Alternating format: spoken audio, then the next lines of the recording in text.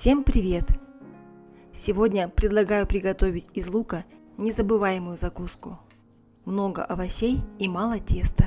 Этот рецепт очень вкусный, витаминный и легкий в приготовлении, сочный внутри и хрустящий снаружи. Он понравится и детям, и взрослым. 4 яйца разбейте в глубокую миску. Добавьте к яйцам пол чайной ложки соли, треть чайной ложки молотого черного перца. Взбейте яйца до однородного состояния.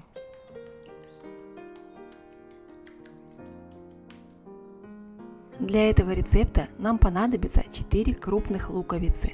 Порежьте лук на половинки и нарежьте на тонкие полукольца. У меня всегда льются слезы от лука, а вы плачете, когда режете лук?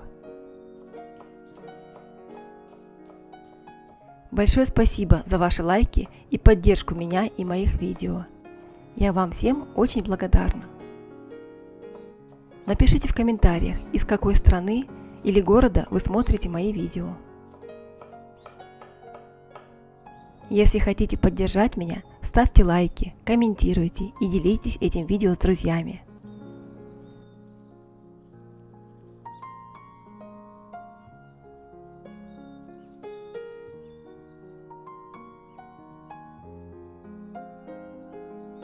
Добавьте взбитые яйца к луку.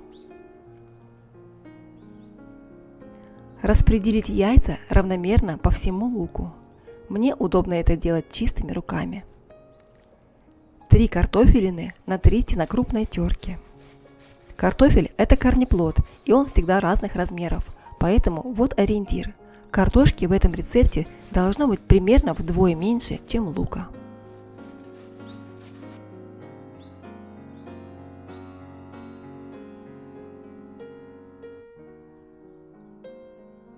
Добавьте тертый картофель к луку и аккуратно перемешайте.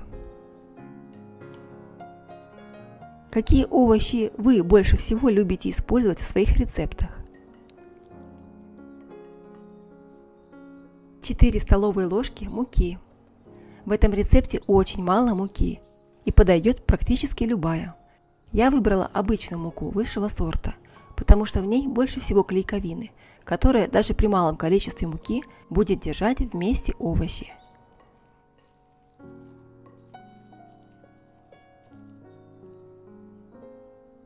Добавьте 2/3 чайной ложки соли и пол чайной ложки черного перца. Конечно, если вы готовите для детей, то перец в этом рецепте можно заменить сладкой паприкой. Нам понадобится несколько веточек молодого зеленого лука. Он добавит яркий цвет и приятную нотку вкуса. Порежьте зеленый лук кольцами. Зеленый лук в этом рецепте можно заменить любой свежей, сушеной или замороженной зеленью. Добавьте лук в тесто и еще раз тщательно перемешайте. Тесто готово. Как видите, в нем много овощей и совсем мало муки. Поставьте сковородку на средний огонь и налейте 1 столовую ложку растительного масла. Равномерно его распределите. Еще раз перемешайте тесто перед приготовлением. И выложите на сковородку 1/3 часть лукового яичного теста. Распределите равномерно.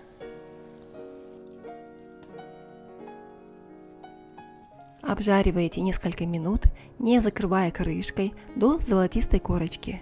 В небольшую тарелку выложите 2 столовых ложки сметаны, 2 столовых ложки майонеза любой жирности, а можно вместо майонеза обойтись просто сметаной. Тем временем лук подрумянился. Переверните его и жарьте также до румяной корочки со второй стороны.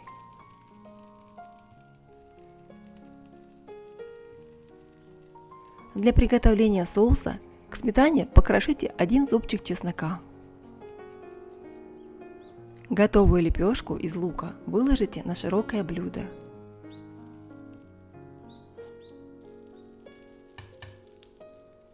Она получается сочная внутри и очень хрустящая снаружи. На сковородку налейте столовую ложку растительного масла. Перед выкладыванием теста на сковородку Его необходимо перемешивать каждый раз, потому что у яиц есть свойство стекать вниз, на дно. Да и картошка тоже дала свой сок. Также сформируйте лепешку по диаметру на сковородке. Тесто в тарелке должно остаться еще на одну лепешку, если диаметр вашей сковородки, как и моей, 24 см. Небольшой огурец очистите от плодоножки и кожуры.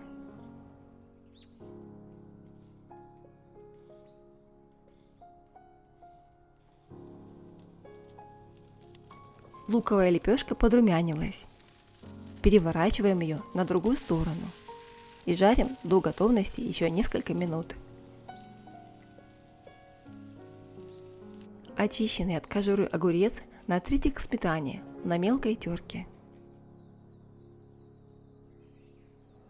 Добавьте немного соли и перца по вкусу.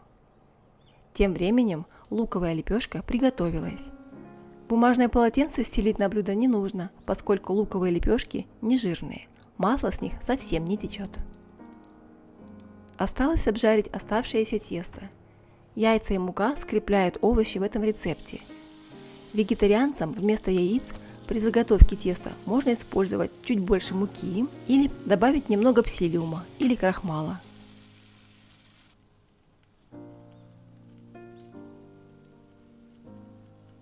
Теперь нам понадобится несколько веточек свежей зелени. Я буду использовать укроп. Мелко порубите укроп.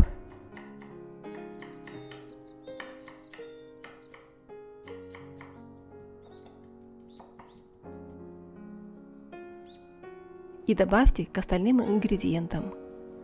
Луковая лепешка подрумянилась снизу, пора ее перевернуть.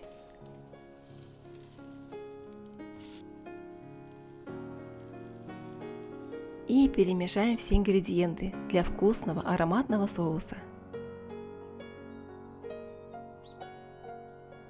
Соус готов. Выложите луковую лепешку на блюдо.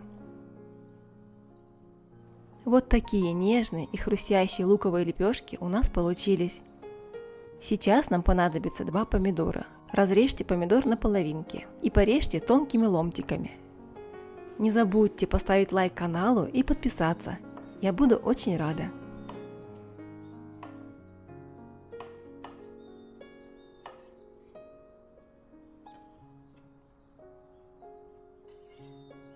Теперь нам понадобятся грибы.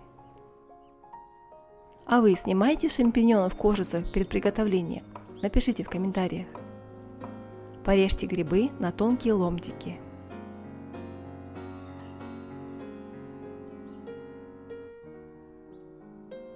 «100 грамм вашего любимого сыра, можно использовать любой полутвердый или твердый сыр. Натрите на крупной терке.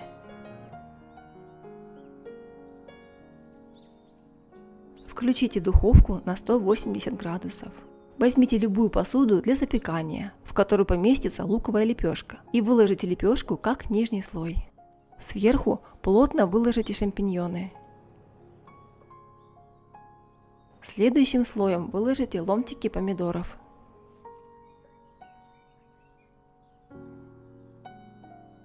И посыпьте натертым сыром.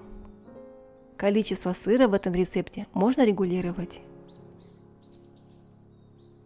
Теперь выложим вторую лепешку.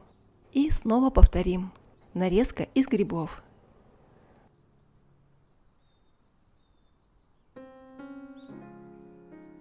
Ломтики помидоров.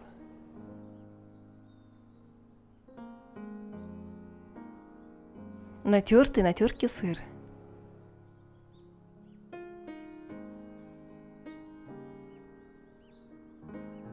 Закрываем третьей лепешкой.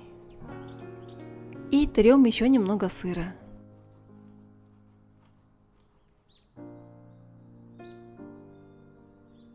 Ставим эту нарядную пирамиду в духовку на 20 минут при температуре 180 градусов.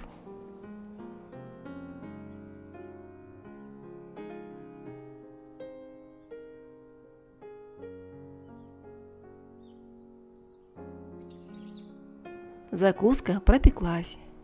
Сыр подрумянился и сверху стал немного хрустящим. Закуска легко режется. Она нежная и сочная.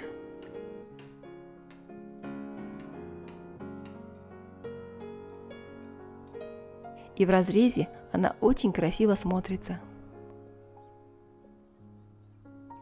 Подавать ее можно и в горячем, и в охлажденном виде. Обязательно соусом. Он приятно оттенит вкус нежной хрустящей луковой запеканки и сделает его еще более потрясающим. Это невероятно вкусно. Невозможно остановиться. Хочется съесть сразу все, до последнего кусочка. Обязательно попробуйте приготовить. Спасибо за просмотр моего пошагового видеорецепта. Надеюсь, эта закуска найдет свое место на вашей кухне. Рада быть вам полезной. Приятного аппетита! Ставьте лайки, подписывайтесь на мой канал. Давайте дружить и готовить вместе.